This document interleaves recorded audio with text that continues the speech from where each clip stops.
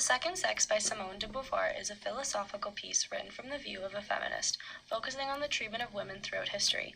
Written in 1949 in France, this novel was one of the first attempts to confront human history from a feminist perspective.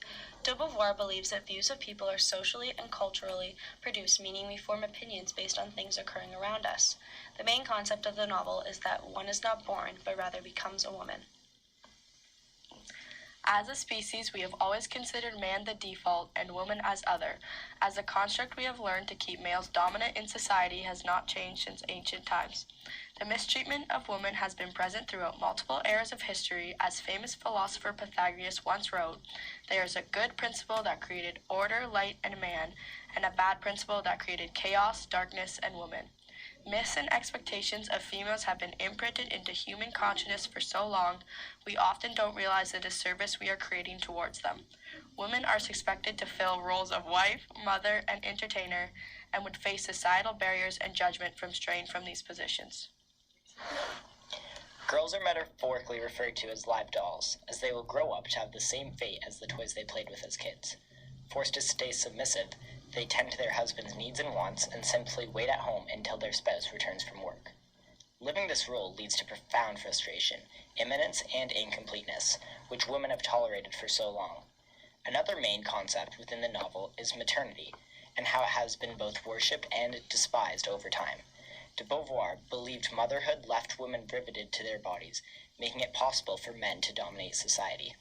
Throughout this entire process, all women are simply transformed into a symbol of life, and nothing more, robbing them of any individuality. De Beauvoir believes it is not fair for women to be prevented from filling roles in society beyond the home, solely because of their reproductive capacities.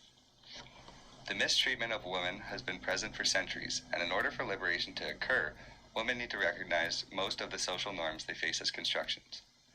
They need to stand up and stop the cycle of embodying certain characteristics to fit in. Common word that the author uses to describe the domain of woman was immanence, as males took the role of transcendence. As mankind, every human should have the right to permit both. However, women have been denied this luxury for a long time.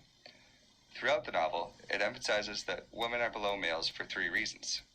The first is that women have been taught to fulfill the needs of males. The second is to follow external cues to seek validation of their worth. And the third is that throughout history, females have had far fewer legal rights, and therefore less public influence. In simple terms, humanity is male, and men define woman not as herself, but as relative to him. This relates to modern themes today, as women are still mistreated in many ways. Sexual violence against women is still a prominent issue in society, for example regarding the recent Brett Kavanaugh case, with not much being done to resolve it. Inequality in the workforce, the wage gap, forced marriages, human trafficking, and denied education are other gender inequality problems still present today, just to name a few. The Second Sex is an important piece and is still relevant in our everyday lives. Although we have made progress throughout the years in regards to women's equality, the messages expressed within the novel still hold true today. If society took de Beauvoir's advice and words of empowerment, we can continue to equalize women and men around the world, and there can be some serious change within our generation.